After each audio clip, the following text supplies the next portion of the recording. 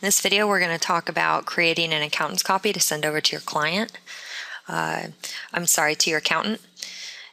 And the way that an accountant's copy works, it's similar to what a backup or a portable company file is, except for you choose a dividing date, and you as a client can continue to work in the file for all dates after that date, but then the accountant can go ahead and work in the file prior to that date.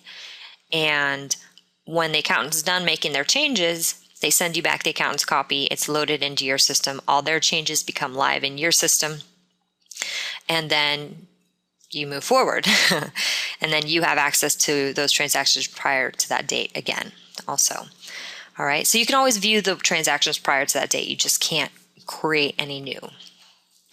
So how do we do this? We go up to File, down to Accountant's Copy, over to Client Activities, and we're going to go ahead and say Save File. You can send to an accountant as well if you have an account with Intuit. So again, it's going to ask you, are you sure you want an accountant's copy, not a portable company file? And the reason it really wants you to be sure is because, as I mentioned, you're going to choose a dividing date, and you're not going to be able to post transactions prior to that date. So if you're working on this and your accountant wants you to send you accountant's copy as of last month, and it's only the 5th of the month, you might want to say, give me a couple days extra to get those extra transactions in there, right? So accountant's copy, I say next. Here's where I choose my dividing date. It has a couple of custom, setup things in there, but I'm going to say custom and do 12/31/2010. And next. Okay, it's telling me it has to close all open windows first. All right. Where do I want to save it? I'm going to save it right to my desktop for now. And it goes ahead and creates the accountant's copy file. So then you can email this if it's small enough, or you can put it in a Dropbox for your accountant, or you can send them a CD, whatever it is that you choose to do. A couple things to notice. So first of all, my company up here, it tells me, now it says accountant's changes pending, so I won't forget. Tells me right up there.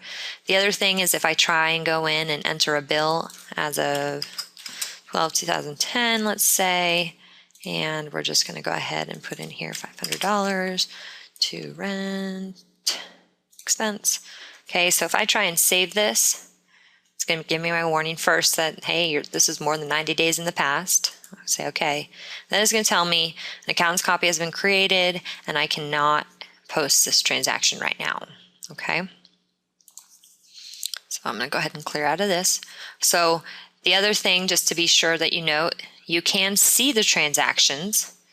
If we go to our customer center and we look at our invoices, there's an invoice there. We don't have an invoice dated prior right now, but if there were any transactions prior to that date, you'd be able to see those transactions still. You wouldn't be prevented from seeing them. You'd just be prevented from changing them. Okay, so that's how you create an accountant's copy to send off to your accountant.